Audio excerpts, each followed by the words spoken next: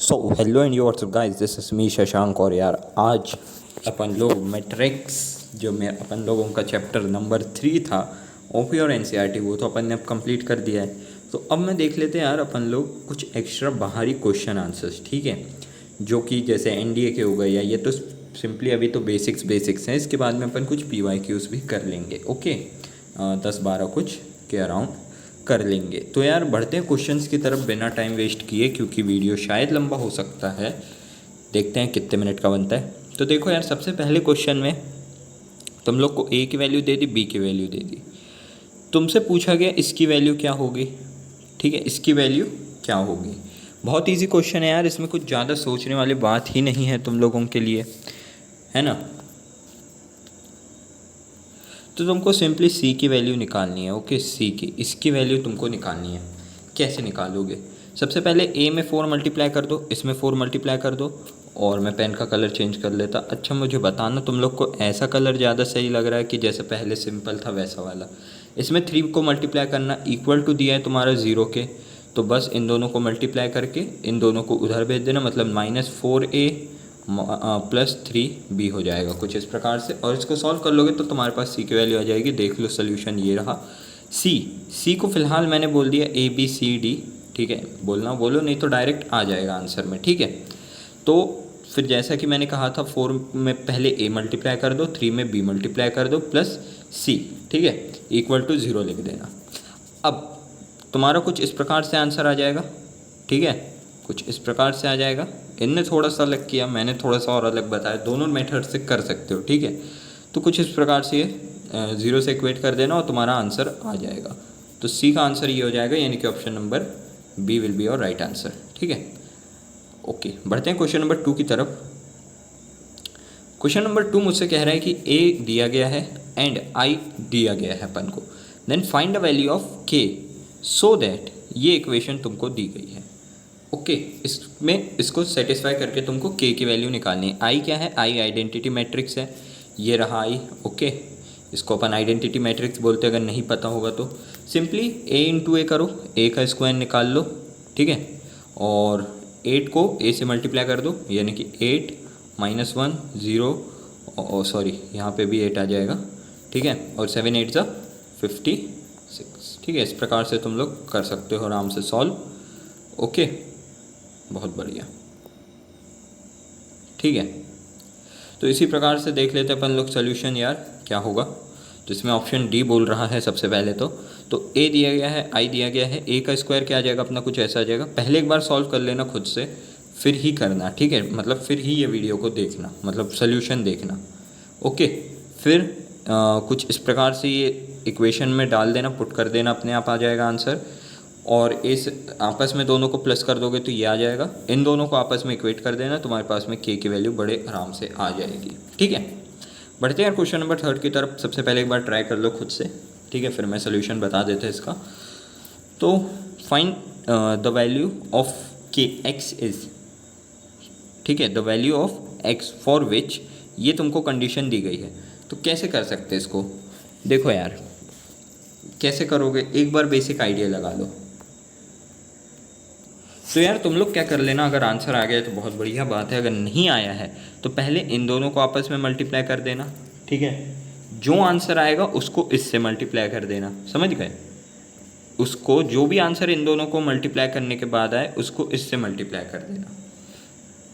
अब जबकि तुमने इसको मल्टीप्लाई कर दिया है, जो भी आंसर आता है, मान लो इसका मैट्रिक्स कितना बनेगा, ये है 3x3 का मैट्रिक्स, और ये है 3x1 का मैट्रिक्स, मतलब 3x1 का मैट्रिक्स बन जाएगा।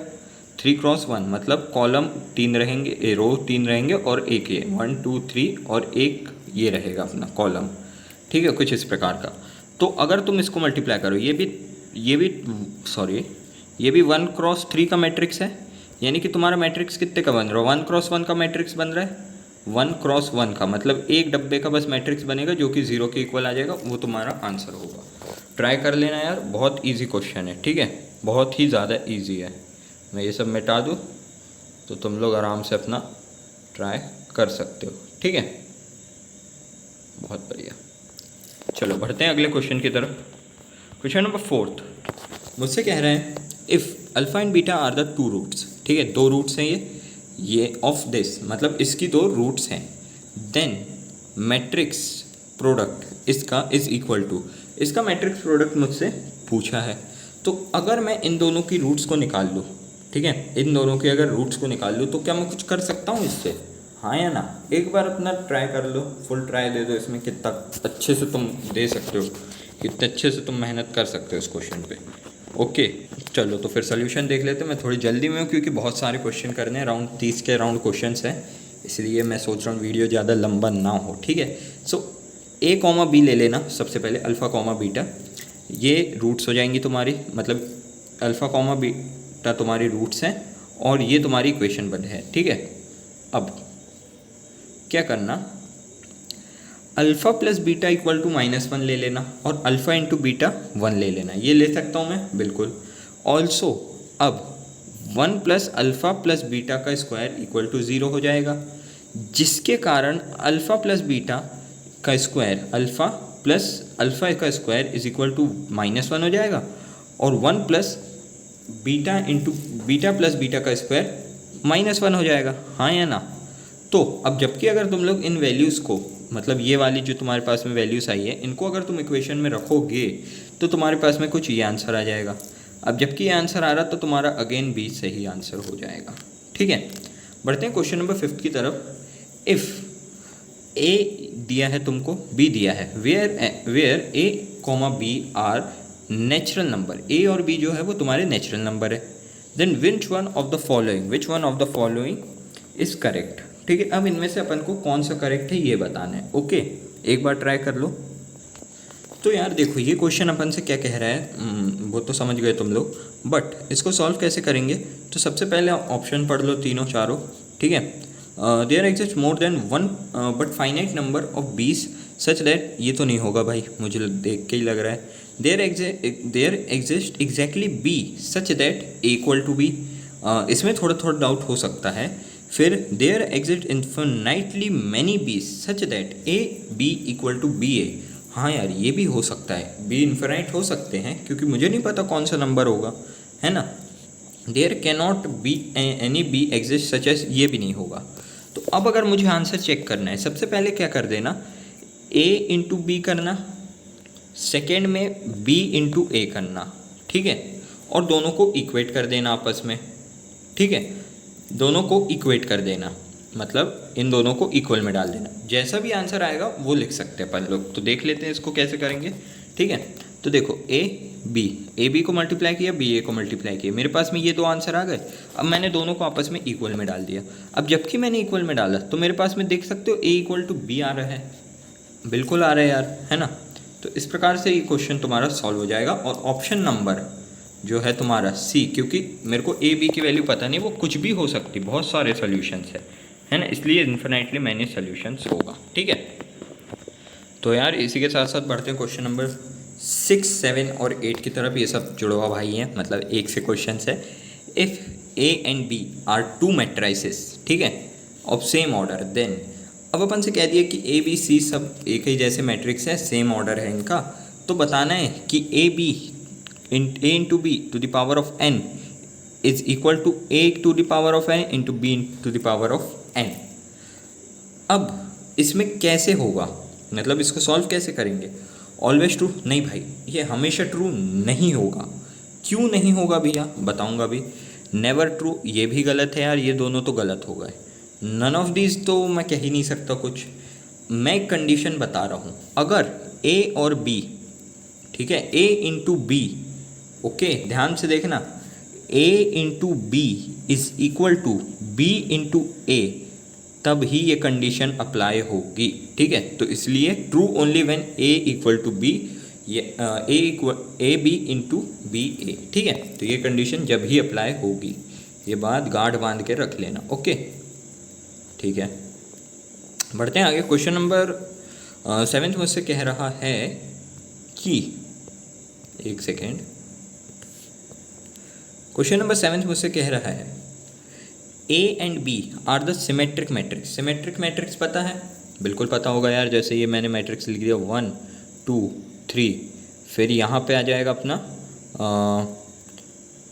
यहाँ पे क्या आ जाएगा 2, फिर 5 या 4 कुछ भी लिख दो यार, बात एक ही है। 4 यहाँ पे लिख दूँगा मैं 5 4, तो यहाँ 3 आ जाएगा, यहाँ पे 5 आ जाएगा और यहाँ पे 1 2 कुछ भी लिख सकते।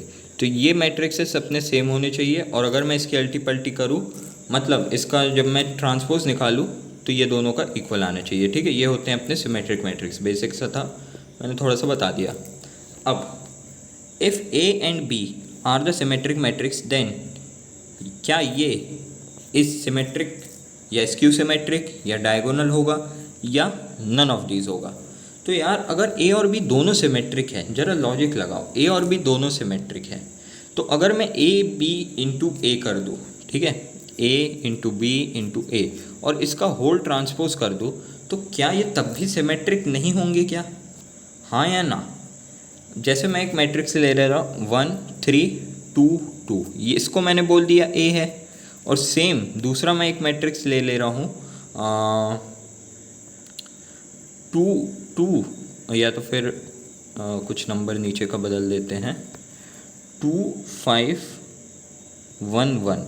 इसको अगर तुम लोग मल्टीप्लाई करोगे आपस में, ठीक है, मतलब ये तुम्हारा ए हो गया, ये तुम्हारा बी हो गया, और फिर इंटू ए कर देना और इसका ट्रांसपोज निकालना, तो तुम्हारा सिमेट्रिक मैट्रिक्स ही आएगा। चेक कर लेना। ओके, ये तुम्हारा होमवर्क हो गया। ठीक है, क्वेश्चन नंबर 8 मुझसे कह रहा है कि अगर ए और A B into B A equal है, देन क्या ए स्क्वायर प्लस बी का ए प्लस बी का whole square is equal to, ये क्या होगा भाई? सेम आइडेंटिटी लग जाएगी और कुछ नहीं होगा। ठीक है, क्योंकि A B equal to B A है ना, तो ये भी सॉल्व। अब फिर से क्वेश्चन नंबर 9 से लेके 11 तक फिर से सब जुड़वा भाई हैं। ओके, क्वेश्चन नंबर 9 से लेके 11 तक सब जुड़वा भाई हैं। तो देख लेते हैं, एक मैट्रिक्स है, matrix has X rows and X plus 5 columns. ठीक है, मतलब अगर मेरे पास में दो रो है, ठीक है, 2 या 3 रो है, तो मेरा क्या कहते हैं, जो कॉलम होगा उसमें 3 प्लस 5 होंगे, मतलब 8 होंगे, 8 कॉलम्स होंगे, मतलब 5 ज़्यादा होंगे। ये बात तो समझ में आई गई होगी। ओके, सो मैट्रिक्स बी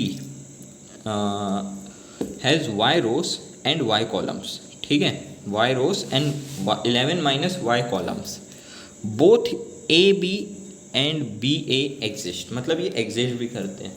तो अब मुझे निकालना है find the value of x. सबसे पहले एक्स की वैल्यू निकालनी है। ओके, ट्राई करो यार, ये बहुत अच्छा क्वेश्चन है। तो यार देखो, इसके लिए ना सबसे पहले तुमको इसको सॉल्व करना पड़ेगा। ठीक है, 9th वाले को निकालने के लिए इस कंडीशन को, यहाँ पे लिखा है कि बी ए एग्जिस्ट कर रहा है, बी ए एग्जिस्ट कर रहा है, तो मैं कह सकता हूँ कि नंबर ऑफ कॉलम्स, ठीक है, in B is equal to number of rows, ठीक है, इन ए। हाँ या ना? इन ए, ये मैं लिख सकता हूँ, बिल्कुल लिख सकता हूँ। ठीक है, तो मैं क्या लिख सकता हूँ कि 11 minus Y is equal to X. हाँ या ना? 11 इसके हो गए कॉलम्स, 11 माइनस वाई, और एक्स हो गई रोज। अगर मैं इसको लिखूँ तो क्या मैं इस प्रकार से लिख सकता हूँ, X plus Y equal to 11? हाँ या ना? लिख सकता हूँ, बिल्कुल लिख सकता हूँ। तो मेरे पास में क्या आ गया कि बी ए जो है वो मेरे पास में ये है। ठीक है, एक कंडीशन मेरे पास में ये बन गई। अब सिमिलरली क्या मैं दूसरी कंडीशन कुछ इसी प्रकार से बना सकता हूँ? अभी मैंने बी ए के लिए बनाई, क्या मैं ए बी के लिए भी बना सकता हूँ? बिल्कुल बना सकता हूँ। तो अगर मैं लिखूँ ए बी के लिए, तो मेरे पास में क्या आ जाएगा, column of A equal to rows of B. हाँ या ना? तो कॉलम क्या है ए के कॉलम है X plus 5 equal to Y. ठीक है, तो ये मेरे पास में क्या आ जाएगा, X minus Y equal to 5। ये आ रहा है। एक बार अपन चेक कर लेते हैं उसमें। ओके, ये तो मैंने अपनी तरफ से बता दिया। सोल्यूशन चेक कर लेते हैं एक बार, सोल्यूशन में किस प्रकार से किया गया है। तो देखो, उसी प्रकार से किया गया है जैसे मैंने बोला। ऑप्शन नहीं देखना है तुम लोग को। ठीक है, ओके,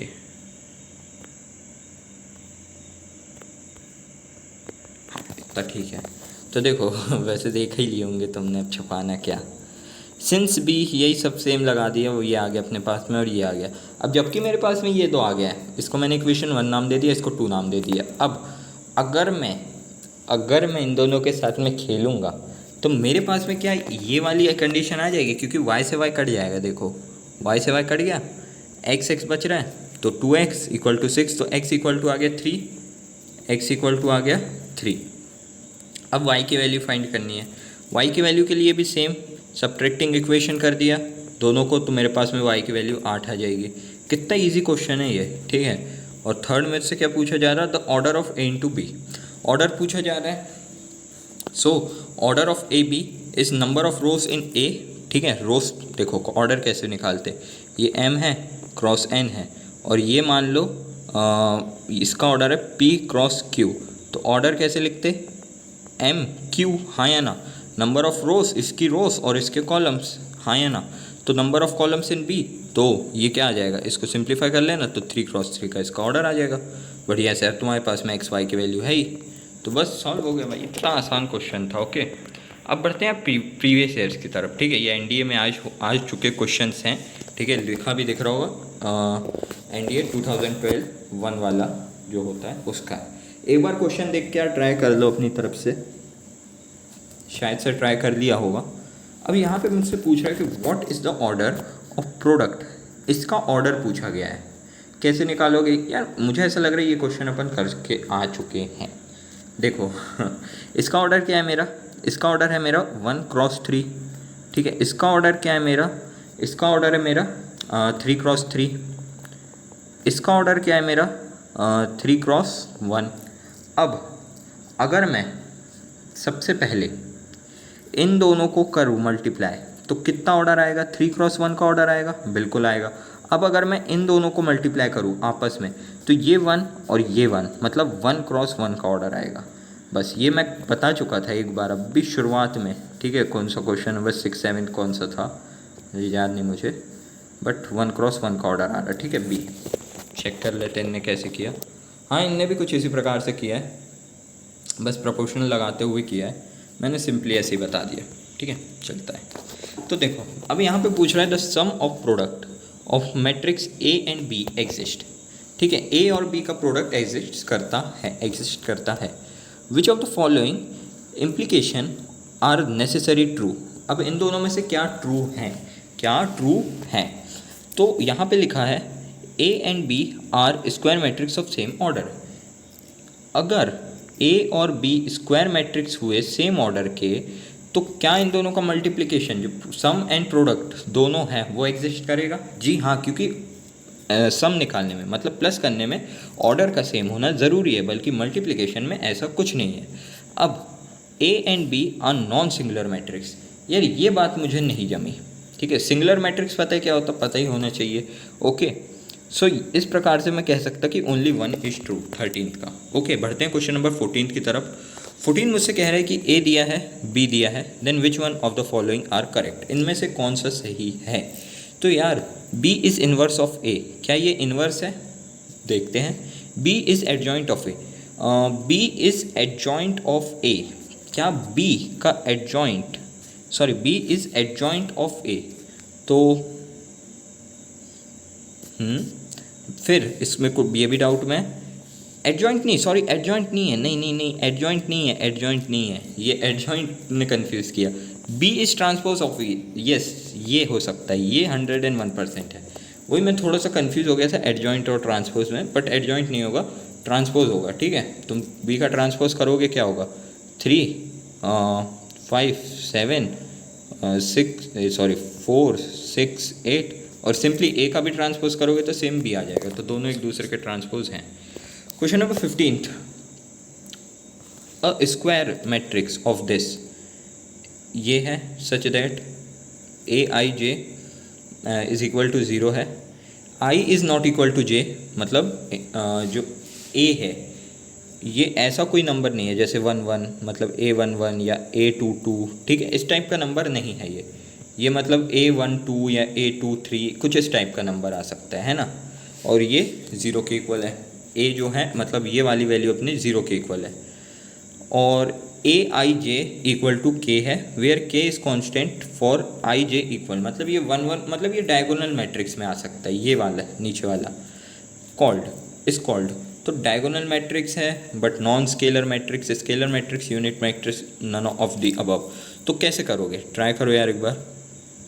यार देखो, अगर तुम लोग थोड़ा सा ऐसी लॉजिकली सोचो, बिना कुछ करे सिंपली सोचो, तो ये मुझसे क्या कह रहा है, एक मैं 3x3 का ये मैट्रिक्स बना रहा हूँ, जो मेरा ए आई जे है। आई जे पता है क्या होता है, जैसे मैंने यहाँ लिखा A11, ओके मैं थोड़ा जूम कर देता हूँ तो क्या ये सही से दिखेगा। A11 है, तो ये जो A11 है ना, ये 11 ये होता है आई जे, ठीक है, मतलब I1 है जे भी 1 है, ओके। तो यहाँ पे मुझसे कहा गया है सिंपली कि जो आई जे है वो क्या है, आपस में इक्वल नहीं है।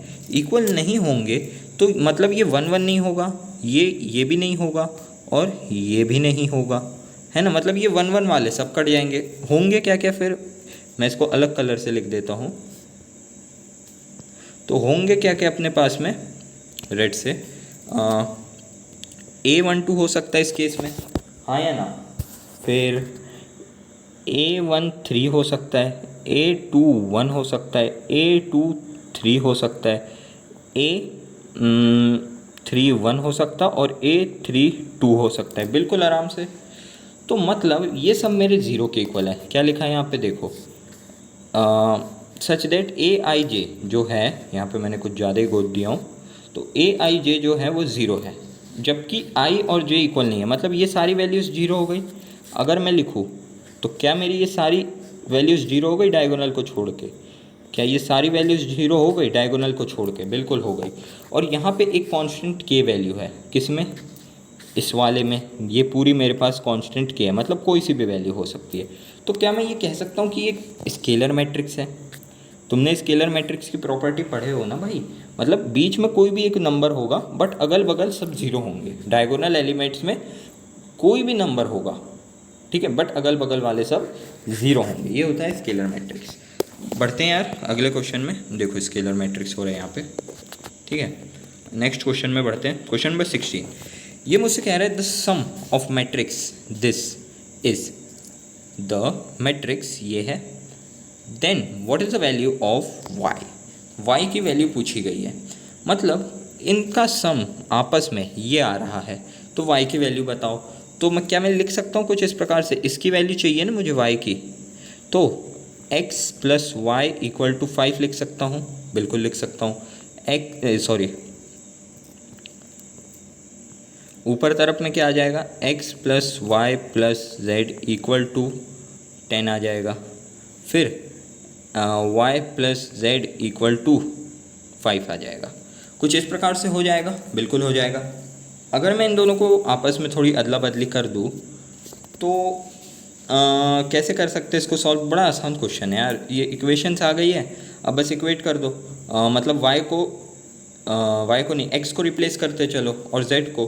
तो मैं x की वैल्यू अगर मान लूँ यहाँ पे, इसके लिए मैं यहाँ पे सॉल्व कर रहा हूँ, x को अगर मैं लिख दूँ x equal to 5 minus Y, हाँ या ना, और z equal to 5 minus Y, है ना, ये बन जाएगा। इसमें वैल्यू मैं पुट कर दूँ, ठीक है, x और y की, तो क्या हो जाएगा, x की जगह मैं क्या पुट कर सकता हूँ, 5 माइनस वाई आ रहा है, ठीक है, ध्यान रखना। हाँ, तो x की जगह मैं लिख सकता हूँ 5 minus Y plus Y plus 5 minus Y again is equal to 10, ये आ रहा है, ये दोनों y प्लस हो जाएंगे, एक माइनस हो जाएगा, 5 और 5 10 हो जाएगा अपने ये, और y 2y और माइनस y आ जाएगा इक्वल टू 10 हो जाएगा, 10 उधर गया तो y will be equal to 0, है ना, 0 आ जाएगा इसका आंसर 16 का। ओके, इस प्रकार से सॉल्व कर सकते हो। 17th question, if the matrix A into B is 0, ठीक है, मैट्रिक्स का सम हो, मतलब प्रोडक्ट हो गया 0, then which one of the following is correct, इनमें से कौन सा सही है, इसमें से कौन सा सही है। a must be equal to 0 और b must be equal to 0। देखो, ऐसा कहीं पे भी नहीं कहा जाता है कि a और b 0 होना ज़रूरी है, जब ही उनका प्रोडक्ट 0 होगा ना, ये कंडीशन गलत बैठती है, मैं कलर चेंज कर लेता हूँ, ठीक है।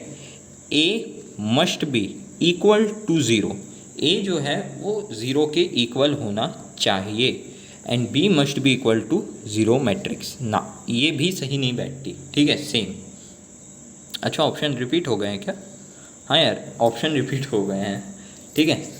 चलो चलता है। It is not necessary either A zero और बी ज़ीरो, ये सही है भाई, ए और बी ज़ीरो रहना ज़रूरी नहीं है, ठीक है। ये अपन ने पढ़ा था मैट्रिक्स में, तो सी सही आंसर हो जाएगा, ठीक है। यहाँ पे इनने एक एग्जांपल भी दे दिया कुछ इस टाइप का, तुम लोग आपस में मल्टीप्लाई करके देख सकते हो। क्वेश्चन नंबर 18 क्या कह रहा है? कंसिडर द फॉलोइंग स्टेटमेंट, ठीक है, और बताना है अपन को कि कौन सा स्टेटमेंट सही है कि नहीं है, मतलब सही है, ठीक है, सही है वो बताना है अपन को। तो देख लेते हैं। Every zero matrix is a square matrix ना, ये कौन सा स्क्वायर मैट्रिक्स है? ये भी तो ज़ीरो मैट्रिक्स है, बट नहीं है ये स्क्वायर मैट्रिक्स, ठीक है, ये ज़रूरी नहीं है। अब a matrix has numerical value, नहीं भाई, अपन ए बी सी भी लिख देते हैं कहीं कहीं, ठीक है, ए बी सी भी लिख सकते हैं अपन अगर लिखना चाहे तो, है ना। और थर्ड क्या कह रहा? A unit matrix is a diagonal matrix, एक यूनिट मैट्रिक्स को डायगोनल मैट्रिक्स होना ज़रूरी है, बिल्कुल सही, B option will be right, ठीक है। तो देख लो, ये है यहाँ पे बी ऑप्शन लिखा सही है, ठीक है, बी दिया गया है यहाँ पे, चेक कर सकते हो, ओके। रीजंस भी दिए हैं क्यों नहीं होगा, ठीक है, okay. Question number 19, question number 19 मुझसे क्या कह रहा है कि ए की वैल्यू दी है, बी की वैल्यू दी है और सी की वैल्यू दी है, where I is this, okay, complex number है, then which one of the following is correct, इनमें से कौन सा सही है? तो A B equal to minus C, फिर पूछा गया है कि A B equal to C, ऐसा तो नहीं हो सकता, क्यों नहीं हो सकता भैया, क्यों नहीं हो सकता? देखो, अगर मैं ए और बी को मल्टीप्लाई कर दूँ आपस में, तो मेरे पास में कोई आंसर आएगा, ठीक है, मल्टीप्लाई करके तुम लोग चेक कर लेना, और अगर वो आंसर जिसके भी इक्वल आ रहा है वो अपना यहाँ पे लिख सकते हैं अपन लोग, ठीक है। ए और बी को मल्टीप्लाई करके देखना, फिर ए स्क्वायर बी स्क्वायर को करना, फिर इसको ये, अगर तुम ए बी को मल्टीप्लाई करोगे ना तो तुम्हारे दो आंसर सॉल्व हो जाएंगे। फिर इस प्रकार से ना यार एलिमिनेशन मेथड यूज़ कर सकते हो तुम लोग, ठीक है, अगर ट्राई करना चाहते हो तो, ठीक है, बहुत आसान हो जाएगा ये करने में। तो देख लेते सॉल्यूशन, देखो इनने भी ए इंटू बी किया है और ये माइनस सी के इक्वल में आ गया, मतलब तुम्हारा ए आंसर सही है, ठीक है, ओके। तो यहाँ पे अब तुम्हारा आता है क्वेश्चन नंबर 20, ठीक है, क्वेश्चन नंबर 20, ये कट कर देना, ये पता नहीं कहाँ से आ गया है, ठीक है, ओके। 20 कह रहा है इफ़ ये दोनों का मल्टीप्लाई करके ये मिल रहा है मुझे, then what is the value of lambda, lambda की वैल्यू निकालनी है यार, निकाल लोगे तुम लोग, कैसे निकाल लेंगे भैया? इन दोनों को पहले सबसे पहले आपस में मल्टीप्लाई कर देना, जो भी वैल्यू आएगी वही होगी तुम्हारी लैम्डा की वैल्यू, ठीक है। अगर इसको ही बस मल्टीप्लाई करो तो देखो अगर तुम लोग डायरेक्ट इसको इसी से मल्टीप्लाई कर दो, मतलब मुझे चाहिए ये वाली वैल्यू है ना लैम्डा की, लैम्डा है मेरा A22 की जगह पे, तो अगर A22 निकालना रहेगा मैं कैसे कर सकता हूँ? मल्टीप्लिकेशन तुम लोग वैसे ही सेम ट्राई करके देख लेना, मैं मतलब थोड़ा ट्रिक टाइप का ही समझ सकते हो इसको कुछ। मैं डायरेक्ट ना 4 को 2 से -2 से मल्टीप्लाई कर दूँगा और प्लस कर दूँगा 1 × 1, मेरा पास में आ जाएगा answer 4 × 2 -8 + 1 which will be equal to -7, ठीक है, -7 तुम्हारा सही आंसर हो जाएगा, ट्राई करके देख लेना। सेम वही चीज़ लगाए हूँ यार, रो कॉलम मल्टीप्लिकेशन मेथड। देखो करना क्या पड़ता है तुम लोग को, तुम लोग इस वाली रो को इससे पहले मल्टीप्लाई करते हो A11 लाने के लिए, ये वाली वैल्यू के लिए, फिर इसको मल्टीप्लाई करते इससे ये वाली वैल्यू के लिए, इसको मल्टीप्लाई करते हो इससे ये वाली वैल्यू के लिए, और लास्ट मिटा के अच्छे से बिल्कुल साफ़ सफाई में इसको मल्टीप्लाई करते हो इससे ये लैम्डा के लिए, ठीक है। तो उसी प्रकार से मैंने बस सिंपली 2 को मल्टीप्लाई करके आंसर निकाल लिया। क्वेश्चन नंबर 21 क्या कह रहा है? कंसिडर द फॉलोइंग स्टेटमेंट्स, ठीक है, ये स्टेटमेंट दिया है, अब बताना है करेक्ट कौन सा है। ये लास्ट लाइन पढ़ लिया करो, ठीक है, नहीं तो पता चला पूछ लिया कभी इनकरेक्ट कौन सा है। और तुम करेक्ट वाले ढूंढते बैठो, ठीक है। तो इसमें मुझसे कह रहा है कि the product of two non zero matrix can never be identity matrix. यार ऐसा हो सकता है, नहीं भी हो सकता है, ठीक है, ज़रूरी नहीं, तो ये नहीं होगा, ठीक है, मतलब ये सही नहीं है।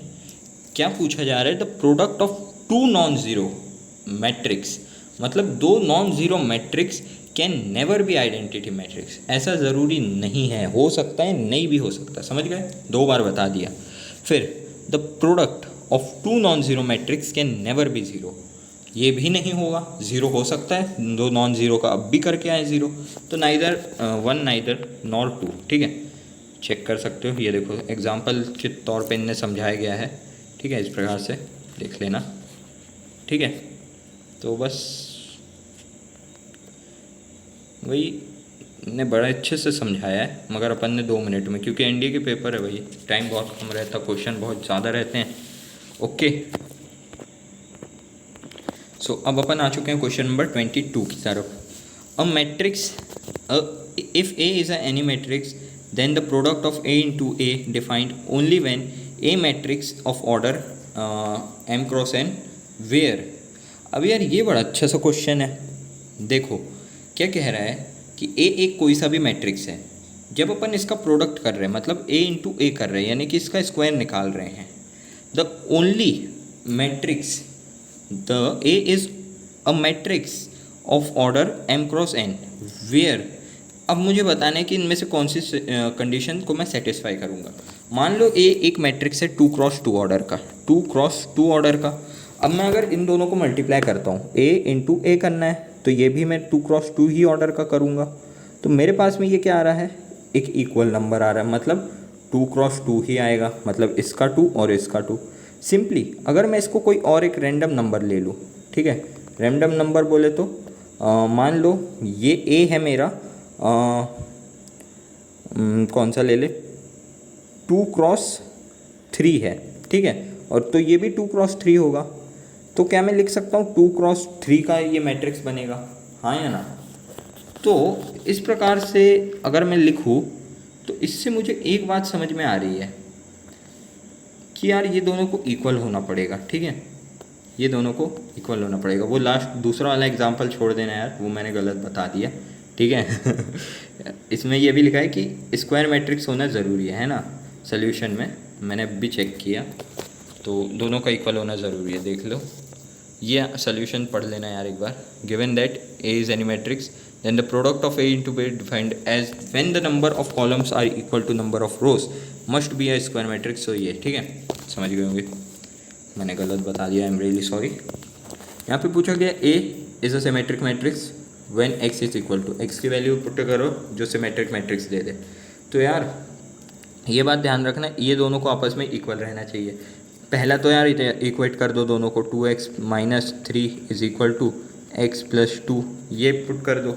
अगर पुट करोगे तो ये 3 माइनस प्लस मतलब x प्लस 5 और 2x है, तो ये x जाएगा माइनस में, तो ये जाएगा x इक्वल टू 5 आ रहा है मेरा d, ठीक है।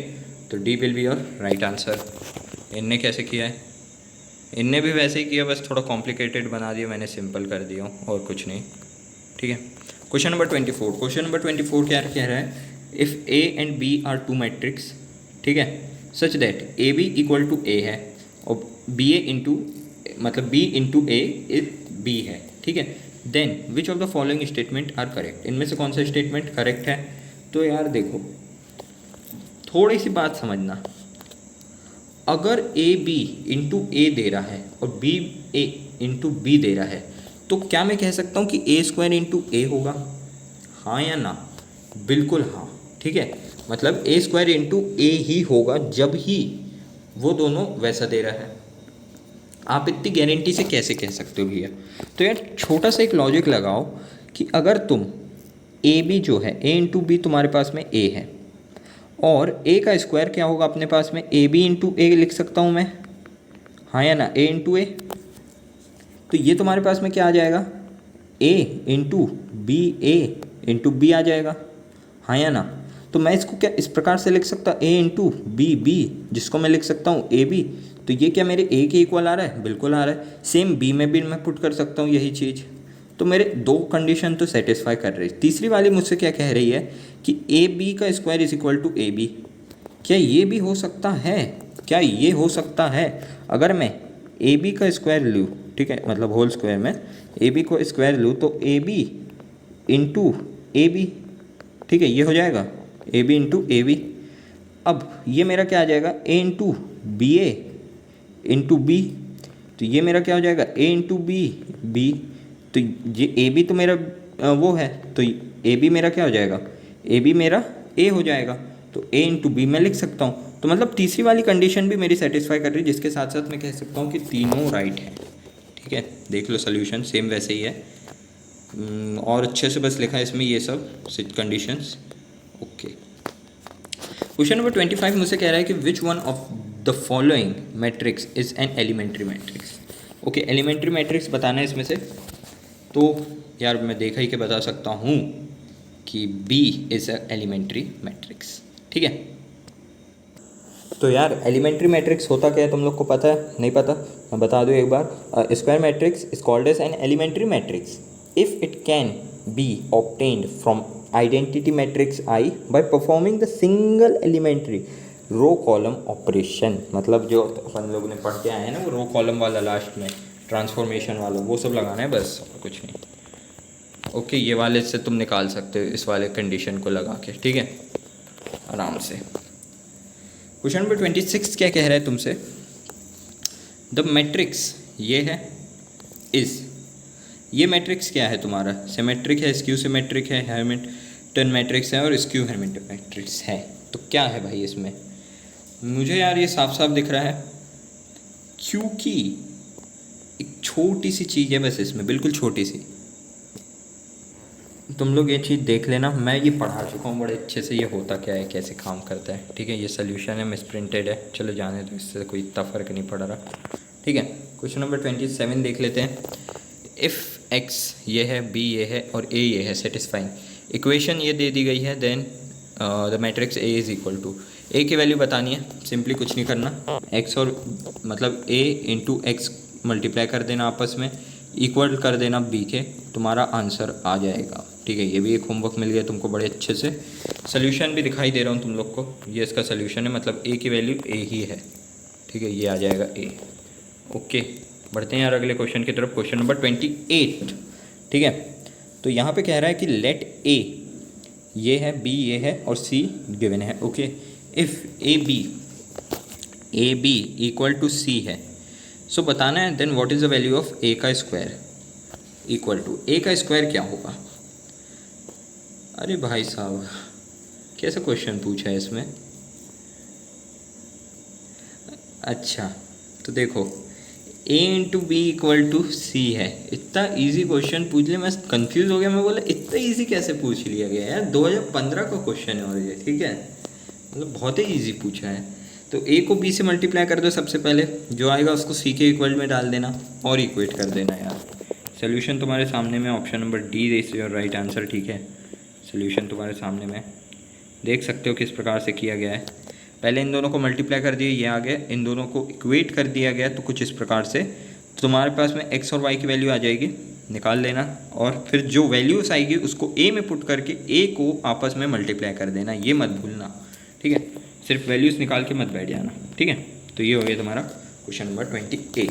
बढ़ते हैं क्वेश्चन नंबर 29 की तरफ। इफ़ ई थीटा ये है, तो अपन को बताना है E alpha into beta is equal to, alpha into beta क्या होगा, अल्फ़ा इंटू बीटा क्या होगा। तो चलो यार, इसको मैं सोल्यूशन के थ्रू समझा देता हूँ। अल्फ़ा बीटा बस पुट कर देना है थीटा की जगह, तो बस इसको पुट कर दो, ठीक है, मल्टीप्लाई कर दो आपस में। जबकि तुम मल्टीप्लाई कर दोगे कुछ इस प्रकार से आंसर आ जाएगा, और जब सॉल्व कर लोगे यार इन सबको, तो E will be equal to alpha plus beta which is your option number C. ठीक है, मैं डायरेक्ट इसी से समझा दिया।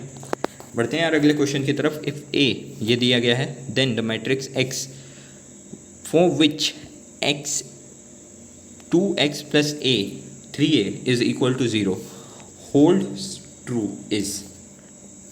यार बहुत आसान क्वेश्चन है यार। ठीक है, तो यार सिंपली तुम लोग क्या कर लेना, ओके सॉरी, ये होने के लिए सॉरी है ना, सिंपली तुम लोग 2x को x ही रहने देना, 2 इंटू एक्स, 3a जो है तुम्हारा प्लस में है, तो 3a को इसमें मल्टीप्लाई, 3 को इसमें मल्टीप्लाई कर देना सब में, ठीक है। जबकि तुम 3 को मल्टीप्लाई कर दोगे तो तुम x इक्वल टू आ जाएगा तुम्हारे पास 2 इंटू माइनस, मतलब सब माइनस में हो जाएगा 3a, ठीक है। और ये इंटू में रहेगा, इंटू में, ठीक है। माइनस करना मत भूलना यार सबको, ठीक है, मतलब माइनस साइन लगाना, क्योंकि वो उस साइड जाएगा तो, ठीक है। जो भी तुम्हारा आंसर आएगा चेक कर लेना। क्वेश्चन नंबर 31 क्या कह रहा है, ए दिया गया है, बी दिया गया है, then which of the following statement are correct. A और बी की वैल्यू तुम्हें पता है, बताना है कि कौन सा स्टेटमेंट करेक्ट है। इस टाइप के क्वेश्चन आए तो रिलैक्स हो जाया करो, ठीक है। A and B are commuted, ठीक है। A and B are null matrix, ये तो मल्टीप्लाई करके ही पता चलेगा, ठीक है। तो सिंपली मल्टीप्लाई कर लेना, सबसे पहले जो भी आएगा वो देख लेना। चलो सोल्यूशन देख के समझ लेते हैं, ठीक है। सो ऑप्शन नंबर बी सबसे पहले मैं बता दूं सही आंसर होगा, जिन जिन ने ऑप्शन नंबर बी आंसर दिया है। कैसे होगा, ए और बी को मल्टीप्लाई कर लेना जैसा कि मैंने कहा था, तो तुम्हारा जीरो मैट्रिक्स आ जाएगा, ठीक है। Hence A B is a null matrix, so A is not equal to B, B is not equal to, sorry, A is not equal to 0, B is not equal to 0, and AB is not equal to 0, then BA is also not equal to 0, then A and B do not commutate. Okay, तो B option will be your right answer, ठीक है। बढ़ते हैं यार अगले question की तरफ, ठीक है। तो क्वेश्चन नंबर 32, ये लास्ट क्वेश्चन होगा, ठीक है। Consider the following in respect of matrix. A matrix दे दिया गया है, तुमको बताना है कि A square equal to A है और ए क्यूब इक्वल टू 4a है। बस यार ए का स्क्वायर निकाल लो और निकाल लो, आंसर आ जाएगा।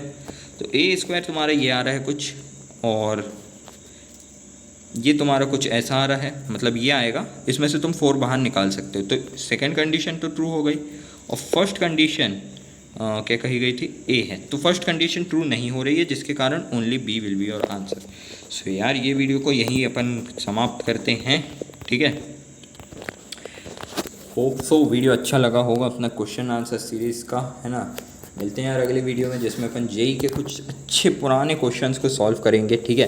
तो यार मिलते हैं अगले वीडियो में, तब तक के लिए be happy, be safe and keep working. Thank you.